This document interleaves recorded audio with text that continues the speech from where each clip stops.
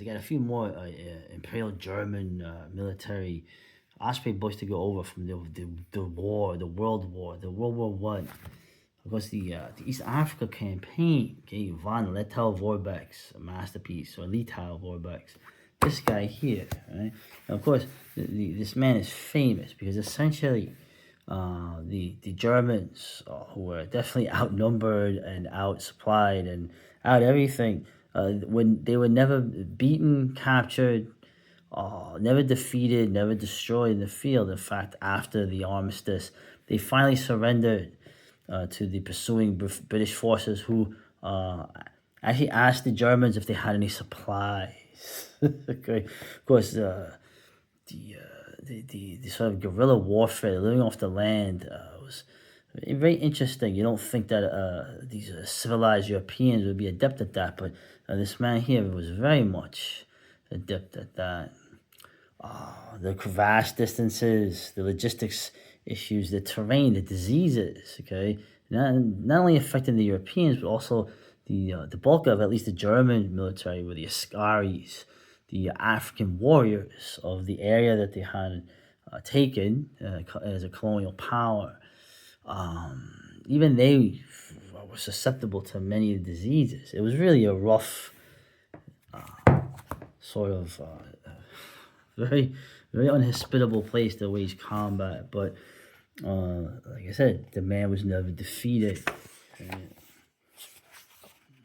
Also, you see the map of circa, the turn of the last century. You see the Europeans have essentially carved up Africa, right? You got remember there was northern Rhodesia and southern Rhodesia, right? Of course, southern Rhodesia is now Zimbabwe. I think northern Rhodesia is Nambia. I could be wrong. So, but you see the different plans. Of course, German Southwest Africa, they had that as well, but that fell rather quickly. Of course, the Portuguese were there till the 70s, but regardless, going to the origins of the campaign, of course, the Germans were sort of the last people, along with the Italians.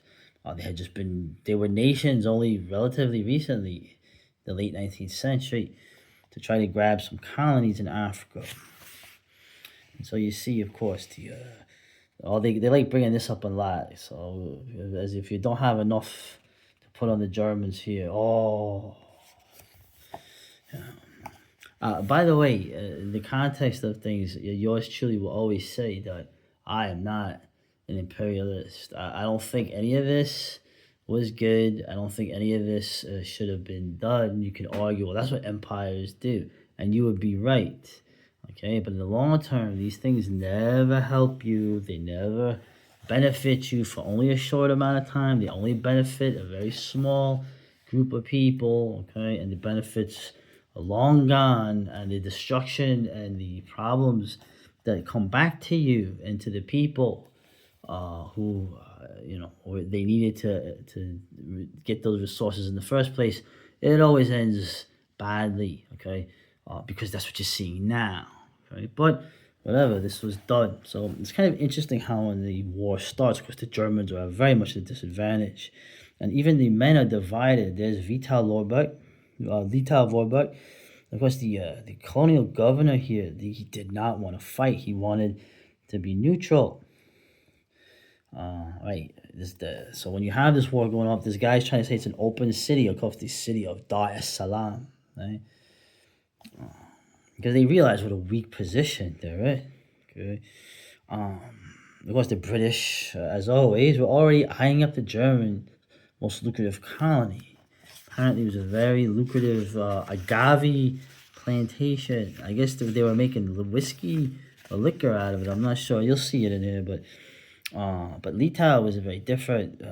He decided to attack the British first. So I thought that was kind of interesting how they sort of set the pace of basically striking first and being very quick. Going when the British Army and their auxiliaries were sort of slowed down, not just by their sheer numbers and their insistence on logistics and supplies, which are normally important. It allowed the Germans here to outmaneuver them consistently through the war, right? And I kind of like here yeah, right. He mentions the Uganda Railway. That's an interesting thing to look at. At the end of the war, Van Lettow encapsulated his strategy with a pithy statement. So long as we continue to resist, so long the enemy must pour resources into Africa and thus weaken his reinforcements in Europe. We were a knife in his side, and the more we turned it, the more he bled. So now we start to go into the, get the opposing commanders. Of course, the British, as usual, great, a great military organization, but rather moribund, very much top down. See the Germans, or the Germans who are supposed to be very exact and Prussian. Even the Prussians gave a lot of initiative to the guy who was in the field at the time. Okay, this flexibility to this so-called German, very conservative supposed stereotype has been pretty much proven wrong throughout all. If you actually observe the histories of these things. Of course, you had South African forces in here. It's interesting. This guy here, Jan Smuts, in the Boer War, he fought for the Boers. But then, of course, I guess he reconciled with the British and then went after the Germans. Now, I know there were in the Transvaal and the Orange Free State, I believe, you had commandos. As soon as the war broke out, the first thing they did was join up with the Germans to continue the war from a couple of years earlier. And now we get to the Askari. Now, of course, the Germans, they didn't pick colonial. They didn't pick like the guys that carry stuff in the Tarzan film. They got the warriors of the tribes in the areas that they had conquered. These men, these African soldiers, they're already warriors. Okay, so that right off the bat, and the idea of training them. Of course, they have mentioned, as has been mentioned many times, the Germans. How can I say this? They seem to be the least racist. I hate to use that term, but they seem to treat these men as men, okay, and as teaching them not as if they were children or inferiors, okay, and this made them really good soldiers. I mean, these men outfought the enemies of all races. Okay? Same thing like with the Chinese. When you start hearing that Africans and Chinese are abysmal soldiers, that's not true. Okay, that's not borne out by the history of when these men had the same kind of training you had to anyone else. Okay,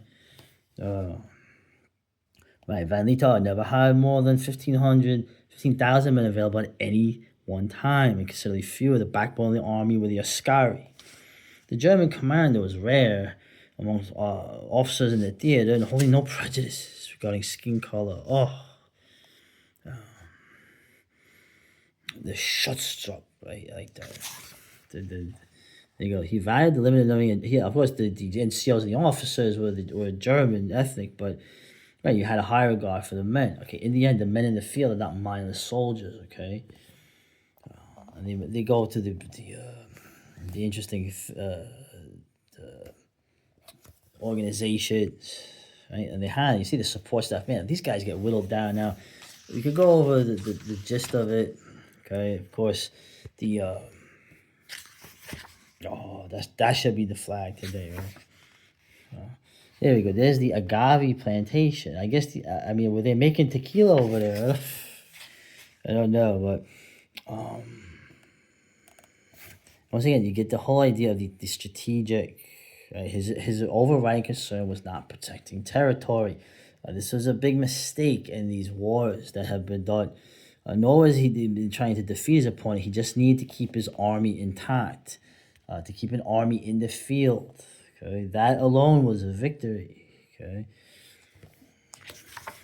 So we go to the campaigns, right? You see these huge lakes now. Early on, thought it was interesting, right? Germany, East Africa was twice the size of Germany. Oh, yeah, look at these old photos, man. Port of Tonga.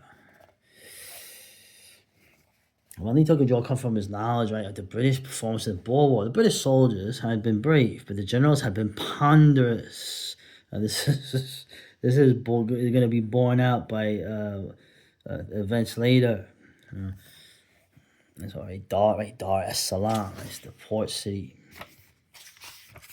So when it starts right off the bat, he attacks the British first, and then they sort of like break out. They run into they sort of hit and run, and they really there's some really one-sided battles where they really put a hurting on the enemies. Look, there's a Ugandan railway. This was one of the early targets that he wanted to really hit because this thing was very vulnerable. Look how modern that looks. This has got to be like the late 1800s. So now the cool thing that happens early on, right, was that you had the Königsberg, right?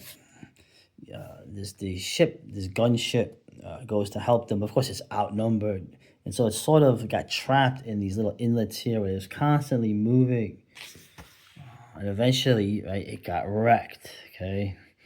What's cool, though, is that the Germans got here first, and they took 10 of their heavy guns, right? The 10 large guns rescued from the Königsberg continued to fight, right? So these dudes, when this fighting ship was done, the Germans salvaged the guns, put them on friggin' carriages into the jungles. So, man, talk about punching above their weight. The amount of firepower this mobile force had really turned the tide in their favor in a lot of these straight up battles that they had. Very interesting. That's amazing right there. The resourcefulness. And of course, they like the idea of there was a ship, more ingenuity, right? Of course, these vast lakes that they made the ship. One of the great engineering feats of the war, the Getzit, had been built in Germany and immediately broken up and transported to Dar es Salaam in 5,000 crates. From there, she had made a piecemeal progress, right? And then she was put back together like a Meccano set. And then this thing, the steamer was launched, armed with a 4-inch gun from that ship that they scuttled. This thing became a real problem for the British. Very interesting. And what's interesting is that ship still survives to this day. Anyway, you get the great painted artwork. We get to the Osprey. You got the maps. You have all the great photos. You have here the armored car. I believe, I forgot. Is that a Rolls Royce? I think that's a Rolls Royce armored car. Right? The Askaris were calling them rhinos. Kind of interesting. And these, of course, if you can see from the symbol, these are South African troops. Okay, why are you helping the British? Well, right, and you have the assault here, where once again, as an example, okay, the South Africans were very brave, right? Of course, but there was some mistakes made, okay, and also the Germans took advantage of this and were kind of sneaky, right? They hid their guns, in one particular place, and they hit the wrong spot, right? A line of fake entrenchments, right? They made fake entrenchments close to the top of the hill, right? The German machine guns and artillery coordinated this attack, and they pretty much they put a hurting on the South Africans. Am I taking pride in this? Nah, this is such a waste. But what's done is done. And you get to see the maps here. You can see, look at this lake, man. This thing's like a great lake. And so it's just basically this. Right, here's another one. Here's one of the guns. Right, a Königsberg gun mounted on a carriage. Yeah, help them punch way above their weight. You can imagine. You think you got these guys cornered, and they start blasting you with naval guns in the middle of the bloody jungle. Can you imagine? So now the Belgians and the Portuguese jump in, but they don't really make much of a difference. Okay.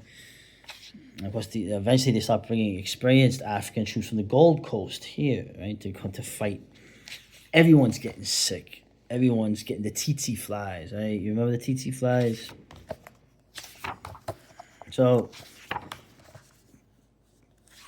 and the British just cannot put away. And also they had a lot of Indian troops. With the colonial troops, they could not put away the Germans, okay, and the Askaris, right? The great Right. Yeah, I mean, the British got their asses kicked here. Anyway, I'm not belaboring that. Of course, they had this. Remember, I had gone over this with the airships. There was a great airship that went to help them, but it turned back at some point. They speculate why that was, because of course, Lettow-Vorbeck was never defeated, but they got some bad news. And look, you see that. Imagine it being in that. But it made the longest airship trip, I think, in history, before it went back. Right, the Zeppelin L-59, right. And of course, if you read years later, the Ascaris always remembered von Lettow-Vorbeck, and they always had respect for him.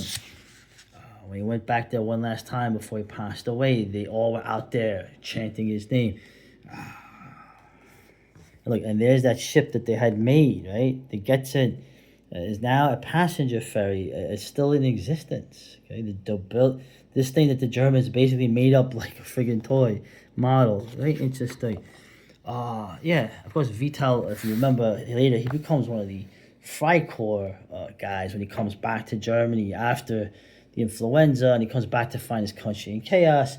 He becomes one of the major Freikorps leaders, of course, as you can imagine from his name, one of the more conservative on the reactionary end of it. So, but everyone, like I said, everyone. This guy's still a legend.